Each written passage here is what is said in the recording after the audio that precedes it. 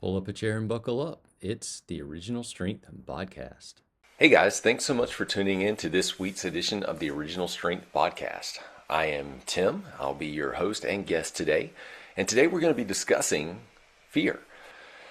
So, if you have tension in your body, you're basically holding on to fear. Tension in your muscles, tight muscles, are your body's way of expressing fear that it's holding on to. And this doesn't have to be conscious. It can be subconscious fears. It can be a history of things that bothered you in the past, or things that you saw, things that you heard, things that you experienced. Your body, there's a book called Your Body Keeps the Score, and it does. Your body is an expression suit. And so whatever's gone on in your life, in your day, in your thoughts, your body expresses. And if those things that are going on, that have gone on, that you're constantly marinating over, if those things are unsafe for your brain's going to find a way to deal with those thoughts or issues or histories that you've experienced. And oftentimes what it does is it stores them in your body, in your muscles. So you might get neck pain, trap pain, low back pain, tight hips, tight shoulders, whatever. Typically, that is your body's way of expressing fear. And it could be your body's way of trying to get your attention, to tell you that, hey, I don't know what's wrong, but something's wrong and we need to address it. Oftentimes, we don't. We don't address it because we're really not all that. I don't know about you, but I'm not always savvy picking up my body's clues that it's trying to, when it's trying to tap me on the shoulder, say, Tim, gotta tell you something. But sometimes when we don't pick up on the clues, then our body's like, you know what, I've had all I can stand, and I don't really feel good about this. I don't know what's wrong, but something's wrong, and I'm gonna get your attention, so I'm gonna make you have a spasm. That is extreme tension. That is, I think, one way to look at that is when the fear has filled the cup and it starts overflowing, and the muscles just say, and they lock up on you to get your attention. So, but there's a way that we can mitigate that. One of the ways we can mitigate, I'm hopefully going to give you a few things that you can do to take your nervous system from fight or flight into rest and digest, so that you can get the tension out of your body. Now there's a bunch of different ways to do that, especially if it's subconscious and you don't know about it, or if it is trauma in the past. It may be that one way to address it is to get actually therapeutic help from a medical professional, or somebody that you can talk to. Sometimes talking about your issues and the things in your life that have bothered you or are bothering you is a great way to address those issues, and to let some steam off, so to speak. Sometimes talking about your problems is like venting, venting pressure out so that you feel better. That is a way to get rid of tension or fear that your body is holding on to. But there are immediate ways that you can try to toggle your nervous system from sympathetic mode down to parasympathetic mode. And a lot of those are wrapped around how you breathe. So what I'm going to do is just share some breathing tips that may help get rid of fear out of your body. And one of those is simply breathing in and out through your nose, with your tongue on the roof of your mouth, but creating a longer exhale than your inhale. So it might be that you inhale for 4 seconds, but you exhale for 6 to 8. Extending your exhale toggles your autonomic nervous system from fight or flight down to rest and digest. And when we're no longer fight or flighting, we no longer need the tension in our bodies. So rest and digest is actually our default setting. That's how we're born into the world, and rest and digest. And that's really where the brain feels safe. When your brain feels safe, it allows you to be in the parasympathetic state, or the rest and digest state. So again, one way is to inhale but exhale through your nose, but exhale longer than it took to do your inhale. Another thing you can do is deliberately alter how you're exhaling to definitely extend that exhale. So what I mean is you breathe in through your nose, but you breathe out through pursed lips, and you extend the exhalation by well over twice to 3 times to 4 times the time it took you to do the inhalation. So again, you're just breathing in, but then you're breathing out through pursed lips, and not forcefully, but imagine that there's a candle on the other side of the room and you want to see if you can tickle that flame with with your breath, with how long you're trying to gently allow all the air to come out your lungs. And then when you can no longer try to reach that candle with your breath, you just let go and inhale again. And that is a really easy way to extend your exhale. And you might find that it feels it feels good. Like once your body goes from fight or flight and gets down into rest and digest, you just feel better. Another way you can do this is to actually hum. Humming is a very soothing mechanism that does so many different wonderful things in your body. Helps produce more nitric oxide, helps your brain become plastic, which means capable of change. It's good for your heart, it's good for your blood vessels. But when our bodies actually generate nitric oxide, but when we hum, we create more of it. So humming also, though, it extends our exhale. So if you breathe in through your nose, you just hum on the exhalation, and that greatly extends the exhalation. I know you have an imagination and you probably understand what I'm saying, but it's kind of like this.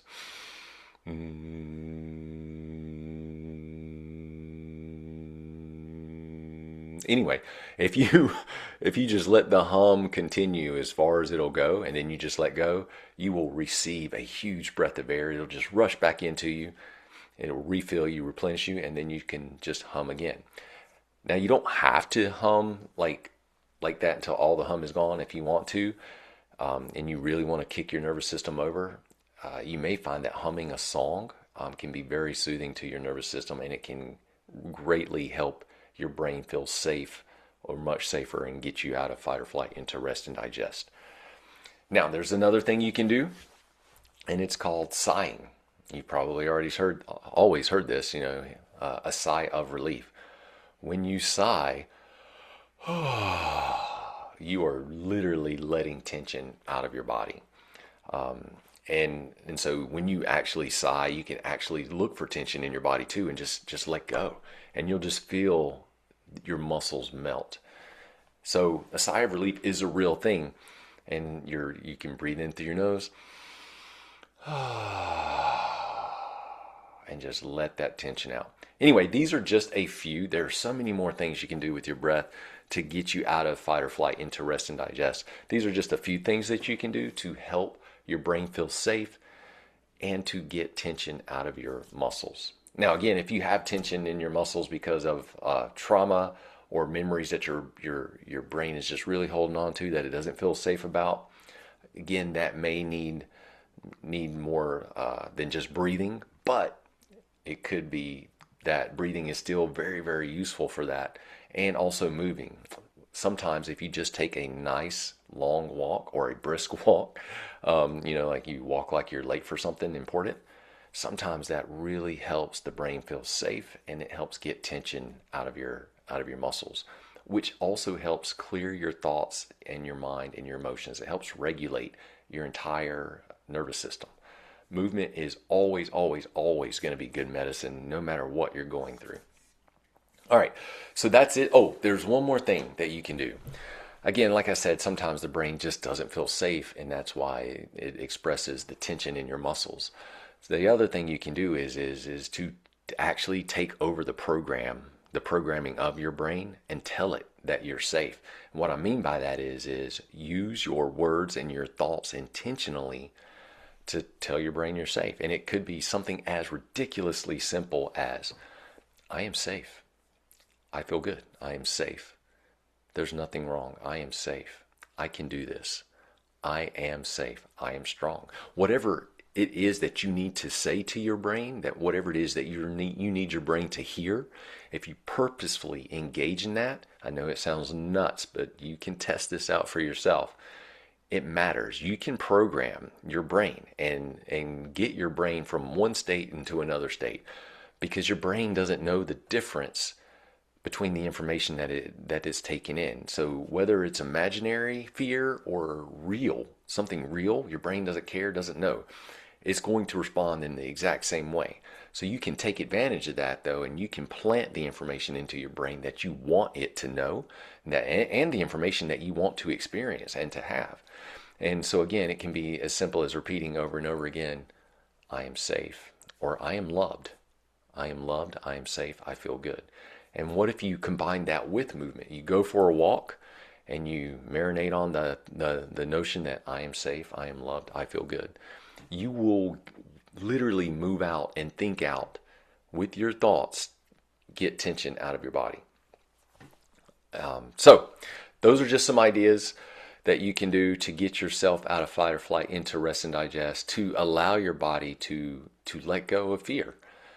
Because you're not designed, we are expression suits, but we're not designed to hold on to fear. We're designed to experience joy and to feel good. So I hope that helps. I hope that makes sense. But before we go, I wanted to talk to you about something else I've been thinking about, aging. So I will be, by the time you hear this, I think I'll be 51 coming up.